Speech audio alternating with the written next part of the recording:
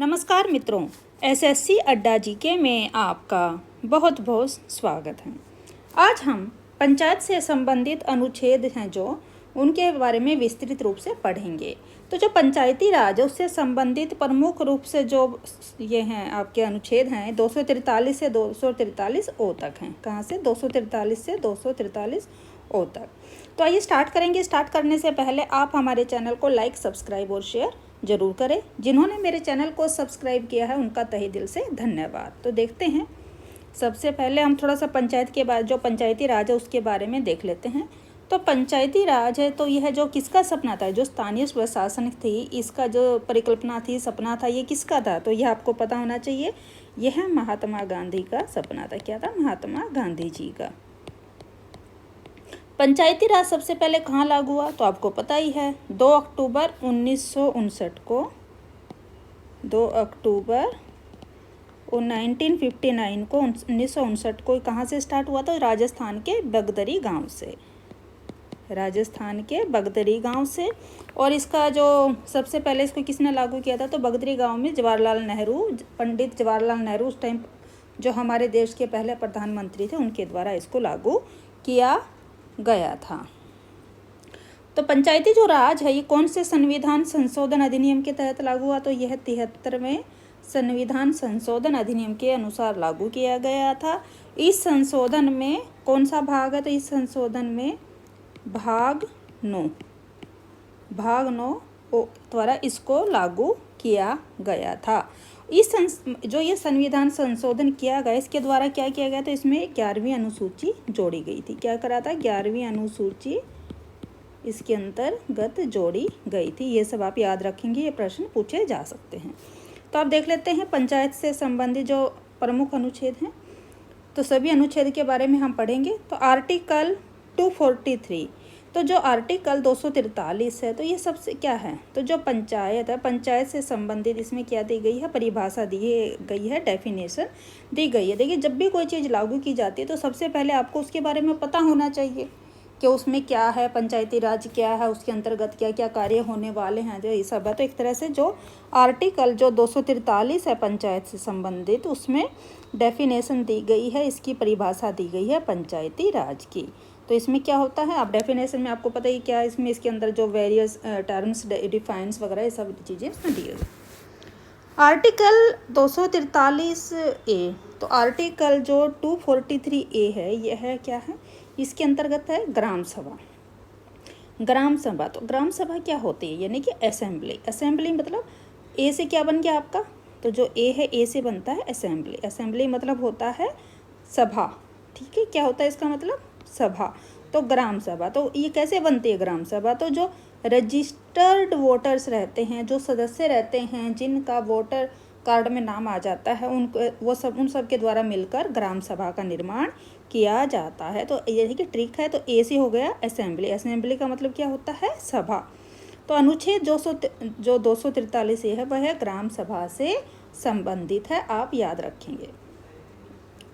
Article 243 B, तो जो 243 B है वह किससे संबंधित है? तो बी से होता बनाना। बनाना, किसी चीज़ का निर्माण करना, बनाया जाना।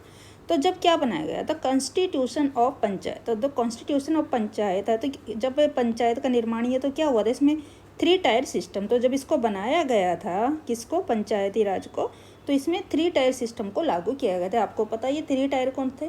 तो किसके द्वारा? बलवंत राय जो समिति है उसके तहत हुआ था। उसमें क्या था? त्रिस्तरीय। ठीक है ना, 3 टायर मतलब त्रिस्तरीय। तो 3 स्तर इसके थे, आपको पता ही है।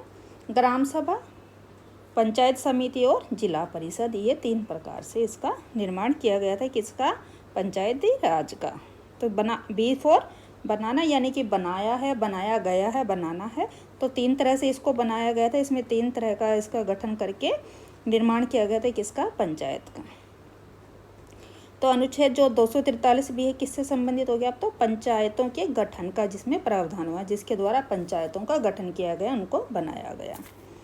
आर्टिकल 243 सी, तो सी से क्या बनता है? सी से बनता है कंपोजिशन ऑफ पंचायत। तो यहाँ पर हो गया कंपोजिशन। तो कंपोजिशन ये कि किसी चीज़ को बनाया आपने किस तरह से, जैसे कि चेयरमैन है उनके अंदर चेयरमैन को बनाना, मेंबर्स को बनाया गया, तो कंपोजिशन ऑफ पंचायत। तो पंचायत में जो है उसको तैयार कैसे किया गया, तो उसके अंदर चेयरमैन और मेंबर्स बना के पंचायत का गठन किया गया था। तो पंचायतों की जो संरचना की गई, तो संरचना कैसे हो गई, चेयरमैन और मेंबर्स को बनाकर इसकी संरचना की गई, इसको पूर्ण रूप दिया गया।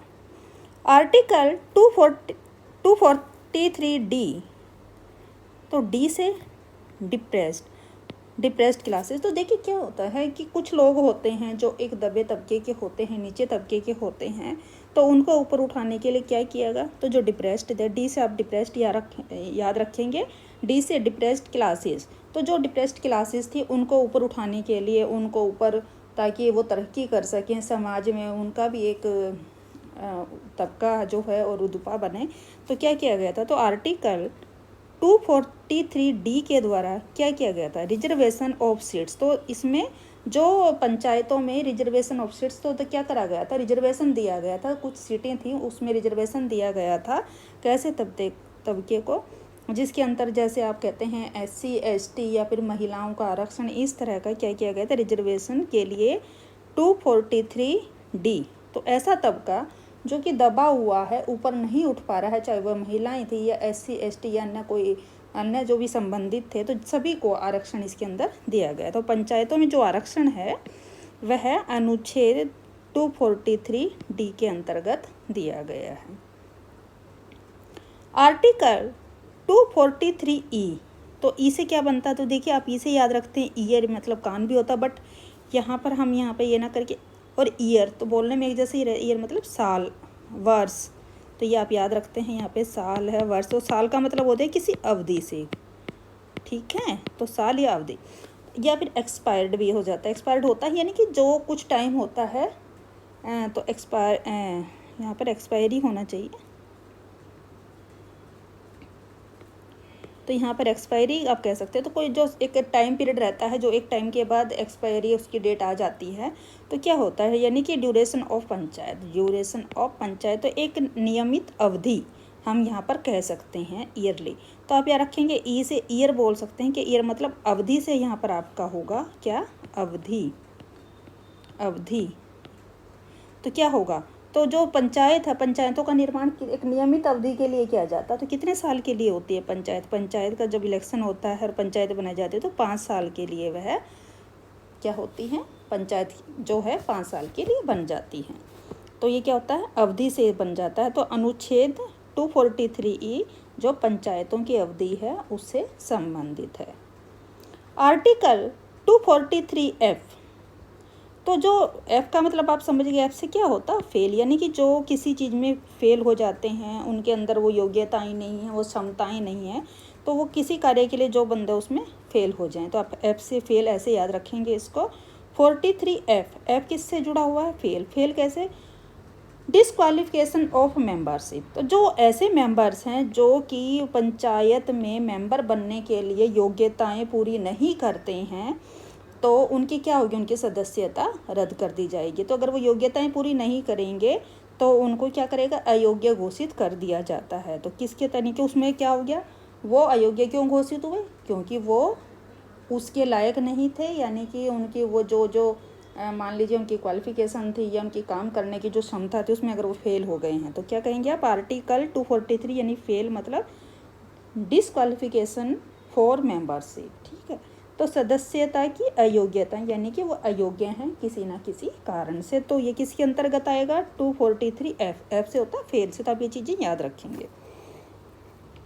आर्टिकल 243G, तो जी मतलब जी से हो जाता है जीनियस। तो अगर कोई जीनियस होगा, तो अगर कोई काम होगा तो आप कहेंगे ना जीनियस है, उसको ये काम दिया जाए, उसको सौंपा जाए, वह उसका अच्छे से काम कर सकता है, तो क्या करेंगे, तो आप कभी भी जब कोई चीज़ बनाई जाती है, कोई कमेटी या कुछ भी, तो आप कहेंगे भाई वो जीनियस बंदा है, उसको ऐसी ऐसी पावर दे दी जाए।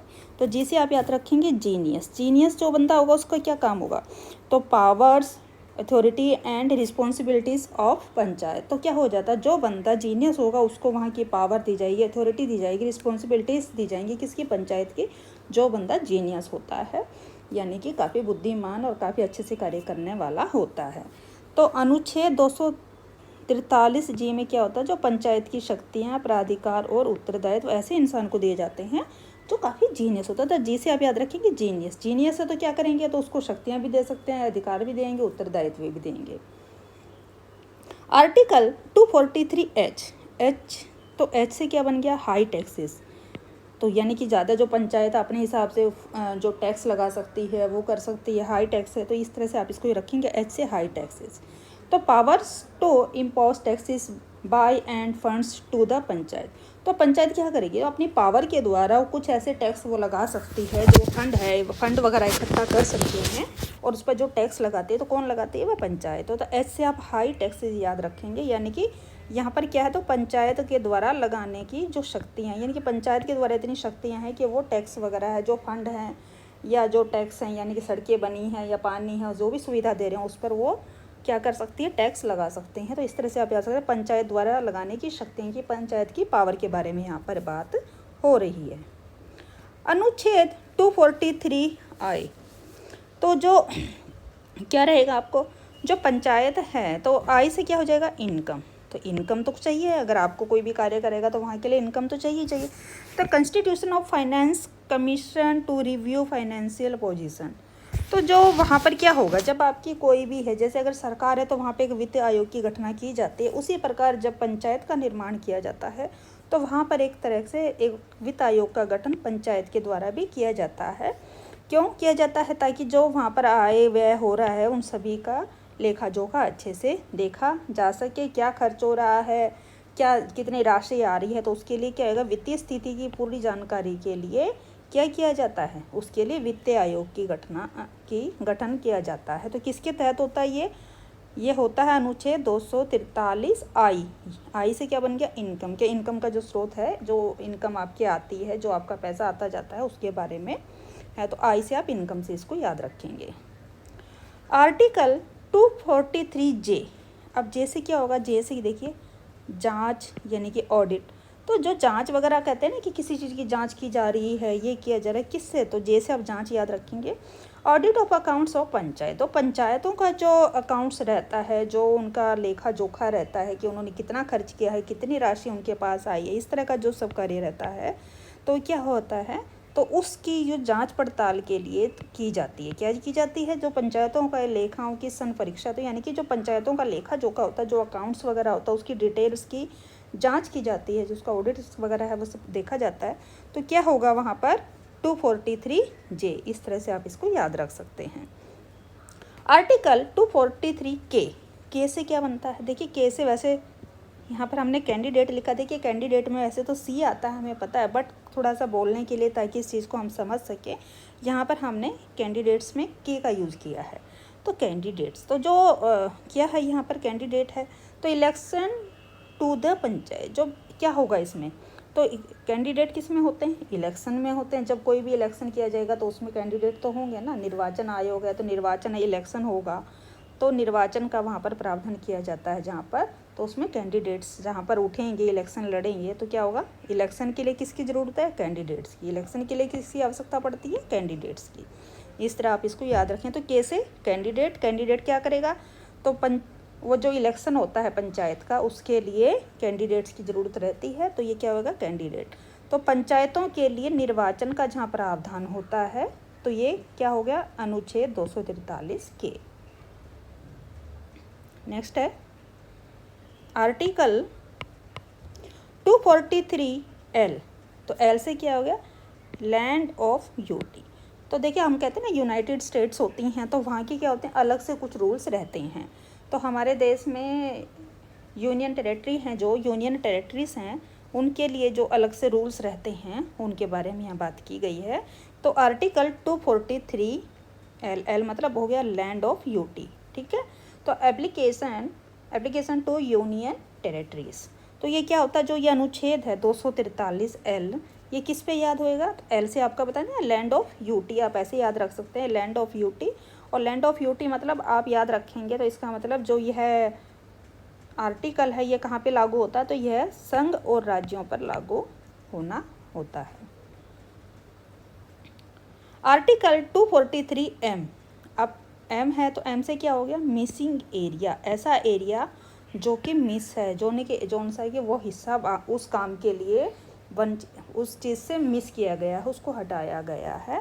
तो part not to apply to certain areas, तो वो ऐसा पार्ट जो उस नियम के तहत लागू नहीं है। तो आपको पता है पंचायती जो राज जब लागू किया गया है तो उसमें कुछ ऐसे राज्य हैं जो शामिल नहीं हैं। पंचायती राज के अंतर्गत कुछ ऐसे राज्य हैं, कुछ ऐसी स्टेट्स हैं जो शामिल नहीं हैं। तो आर्टिकल 243, तो M4 हो गया मिसिंग एरिया। तो हम मिसिंग एरिया के अंतर्गत हम किसको देखते हैं, नागालैंड, मिजोरम, मेघालय, ये ऐसे राज्य हैं जहाँ पर यह लागू नहीं है। तो इसका मतलब क्या हुआ, 243M यानी कि ऐसा भाग जिसके अंतर्गत कुछ क्षेत्रों में उस नियम का लागू न होना। तो पंचायती राज कुछ क्षेत्रों में लागू नहीं है, वो कौन से हैं, तो नागालैंड, मिजोरम, मेघालय। तो 243M के अंतर्गत हम क्या कहेंगे कि मिसिंग एरिया, और उससे आप इसको याद, यानी कि कुछ भागों में वो चीज़ें लागू ना होना। Article 243N, N the continuance of existing law and panchayat.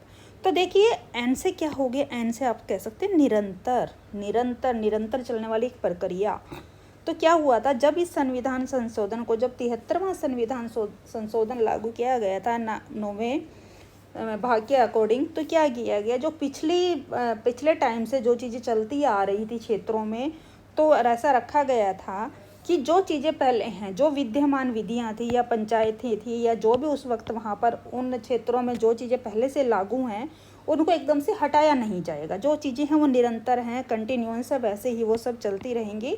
और 1 साल बाद क्या होगा, 1 साल बाद जो चीज़ें नहीं बनी हैं वो पूर्णतः स्वयंतः वो चीज़ें वैसे लागू हो जाएंगी, लेकिन पुरानी चीज़ों को एकदम से बंद नहीं किया गया था। तो क्या हुआ, निरंतर। तो एन से आप याद रखेंगे निरंतर से मतलब जो पुरानी विद्यमान विधियां थी, पुरानी जो विधियां चल रही थी उस टाइम, और जो या अगर पुरानी वो पंचायतें थी या अन्य जो भी सिस्टम वहाँ पर चल रहा था उनको हटाया नहीं गया था, वो निरंतर ऐसे ही चलती रहेंगी। कहा गया था कि 1 साल तक उनको ऐसे ही चलने दिया जाए, और बाद में 1 साल बाद जो चीज़ें नई बनी हैं, जो बदलाव किए गए हैं, वो उसमें लागू कर दिया जाएगा। तो निरंतर यानी कि कंटिन्यूस जो चीज़ें चलती रही, उन इस तरह से हम एन से निरंतर से इसको याद रख सकते हैं। आर्टिकल 243N यानी कि विद्यमान विधियों और पंचायतों को उसी प्रकार से बने रहना। आर्टिकल 243O, ओ मतलब bar to interference by court in electoral matters.